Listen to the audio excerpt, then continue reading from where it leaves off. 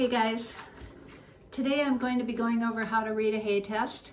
So if you haven't watched the first two videos on how to take a hay sample, then please go back and review those first. So I use Dairyland Labs. They're located in Wisconsin and Minnesota, and they do sampling for all over the country. They're actually affiliated with Equi-Analytical Labs, so you might have seen that address. That's a really popular lab.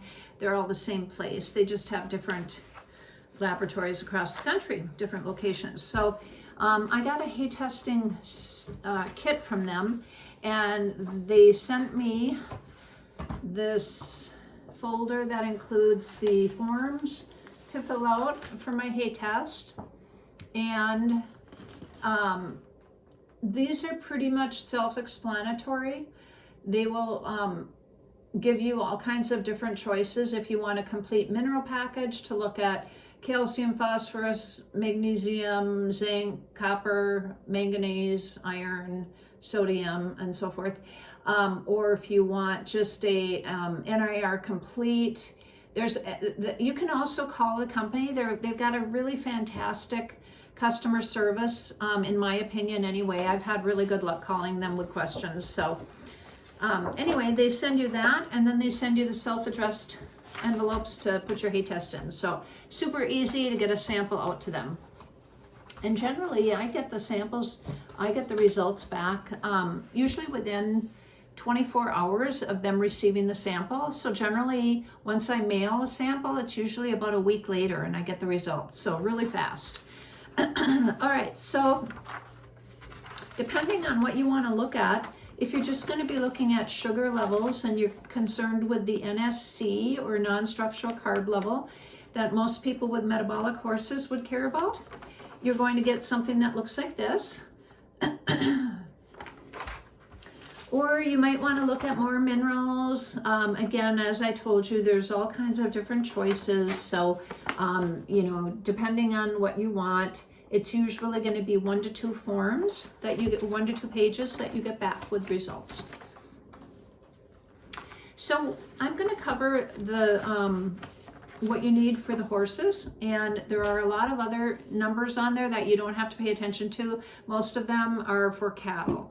So we are just going to pay attention to the horse numbers, and that's it. And so if I don't mention something, you probably don't have to worry about it too much. All right, so at the top of the results page, you're going to see it's going to say either as is, or as fed, or as sampled on one side, and then on the other side it's going to say dry matter or DM, and we want to look at the dry matter, the DM numbers, because it's just going to be more accurate. It just means that the moisture was removed from the sample, and it's very easy to compare samples then. If you're looking at dry matter on one batch and dry matter on another, you know that you have accurate representation on both, so you get a more accurate comparison. So the next number then is going to be moisture, generally, is your first number. Ideal moisture is going to be about 15%. If you get less than 10% moisture, you're going to have a lot of leaf shatter or leaves breaking off, and a lot of nutrient loss. Might be unpalatable for the horses. So we want to stay with about 15% moisture. Over 18 can cause mold risk, especially if you're dealing with something like a legume like alfalfa. Over 20 can cause spontaneous combustion. So you do want to pay attention to the moisture level. Most reputable hay harvesters are going to already be paying attention to that, and they're not going to have a high moisture hay. But you know, if you don't know who you're dealing with, then this might be something that you need to look at. Crude protein is the next number generally. Adequate for a horse at rest, maintenance, pasture pet, 10 to 12% is adequate. If you have, say, young working horses, or you have lactating brood mares, then you want to go for about 12 to 18%. And again, it's going to vary if you're looking at a legume versus grass hay. So if you have a legume like alfalfa or sainfoin, you're probably going to have like a 15 to 20% result. whereas grass hay is going to be lower, like 8 to 15%. Carbohydrates. All right, so carbs are broken down into two different types. There's the structural carbs and the non-structural carbs. And we're going to break these down even further. So ADF and NDF are going to be the results that you're going to see on your test. ADF and NDF, those are both structural carbs, cellulose and hemicellulose. The more mature the plant, the more fiber it will contain. The more mature the plant, the stemmier it will be. The more mature the plant, the higher that ADF number is going to be. For horses that need to lose weight or are easy keepers, you want ADF and NDF to be on the higher end, because you want them to have like a stemmier hay, because it's going to be less digestible. They're going to get less nutrients from it though too, so you have to pay attention to that. But they're also going to get less energy from it, and they're going to have less of a caloric weight gain from it. So horses that require more calories, like your young horses, you want to have lower ADF and NDF numbers. ADF stands for acid detergent fiber. This refers to cellulose and lignin.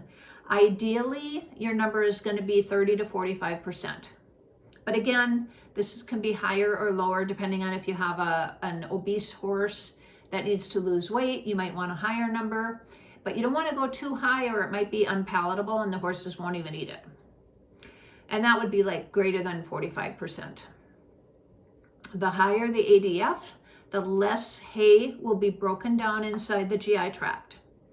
The higher the ADF, the more chance of a hay belly.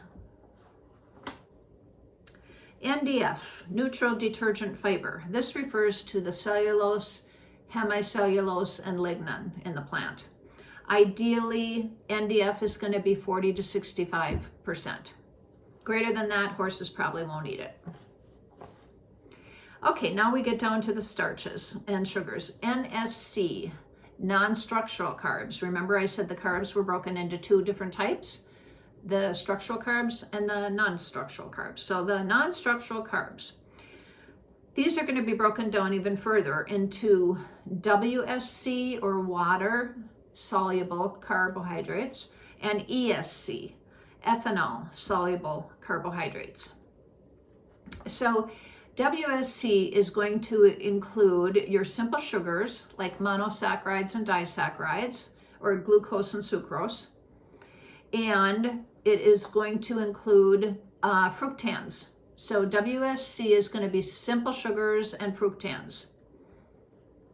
WSC again stands for water soluble. So that means that if you soak that if you're soaking your hay, the water soluble carbohydrates are going to leach out. They're water soluble, so they can leach off the hay. So that's why for laminitic horses or horses that need to have lower sugar, we recommend soaking the hay so that we can get that WSC down, and then the total NSC number, non-structural carb number, will also be lower.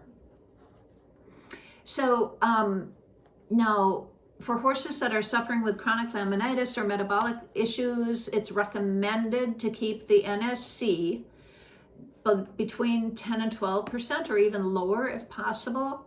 Now, and horses that need to lose weight should have a lower number also. Now, the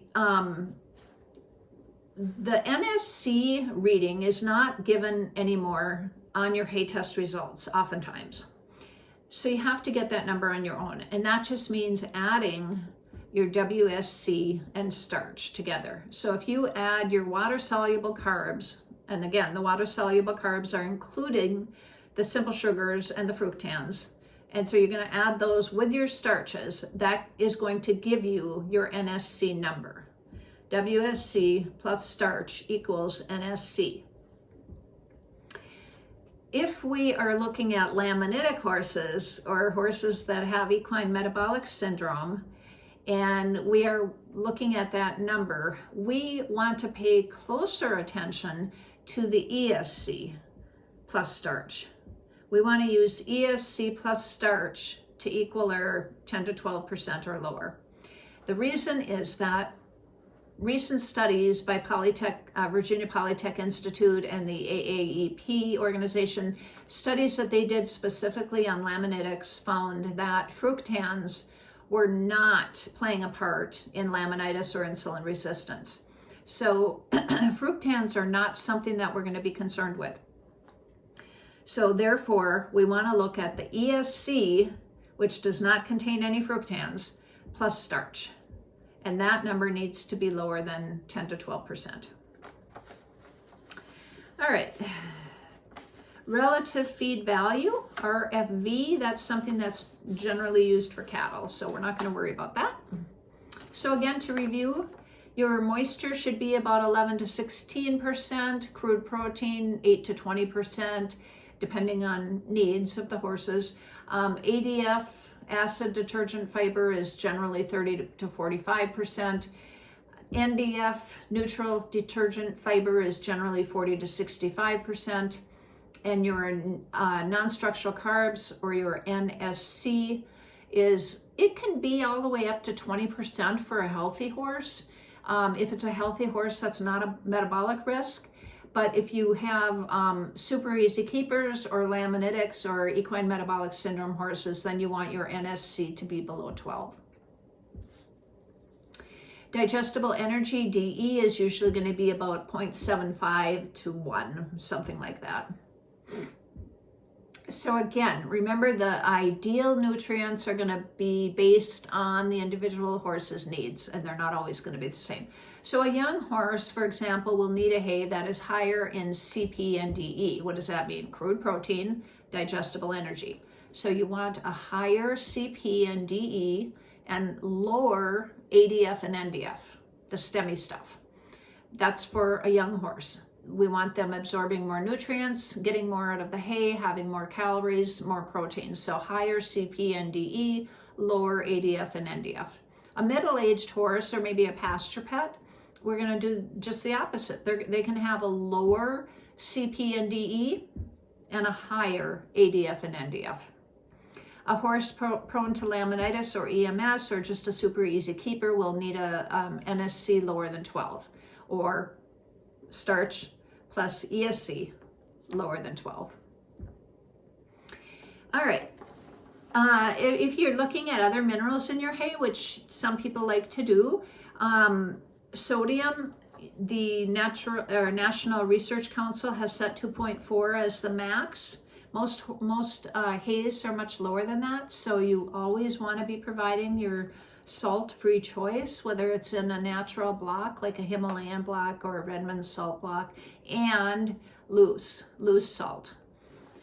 Iron is very misunderstood. We want to make sure that horses are consuming good organic chelated iron. They need chelated iron. They need iron. They need iron to help them handle the inorganic iron that they're overloaded with. People that live in high iron areas, like we do here in the Midwest, we have high iron water, the buckets that turn brown after 2 days with water in them. We are loaded with inorganic iron. The horses need good chelated organic iron for their bodies to dispose of and make use of that inorganic iron that they're overloaded with.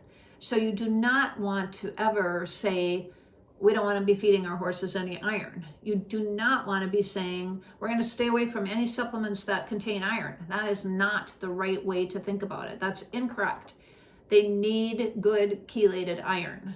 They do not need inorganic iron.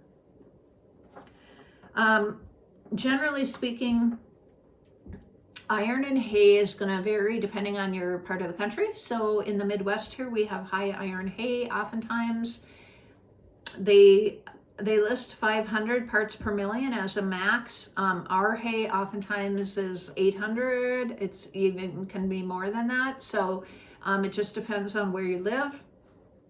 If you have a high iron hay, you're going to need to supplement your copper and zinc because these three minerals compete. All right, calcium, phosphorus, ideally your ratio is going to be given, and the ratio needs to be 1.5 to 1. all the way over to 4-to-1, calcium, phosphorus.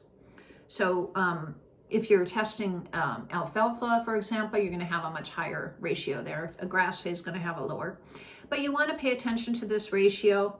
And because if you have a very, very high calcium over your 4-to-1 here ratio, then you might need to supplement phosphorus or supplement a high phosphorus grain, for example, to help that ratio balance out to what you want. Zinc, copper, very important for protein synthesis, your keratin, your collagen, your hooves, your hair coat. Ideally, the range is going to be 3-to-1 or 4-to-1, right around there, zinc to copper. Digestible energy, I talked about that already, didn't I? I think I did. I think I covered that already. So I'm pretty sure we covered everything here. So let me know if you have any questions, and I hope this was helpful for you. Again, remember that we are a Forage-first believer, Forage-first course, and that all horses should be on hay 24/7. And if they're obese, they need to be fed in slow feed hay nets. But horses should have hay trickling into them at all times. If you are out at a barn and they're feeding a flake of hay 3 or 4 times a day and that's it, please speak up. Go to the barn owner. Try and tell them that they are really not helping the horses.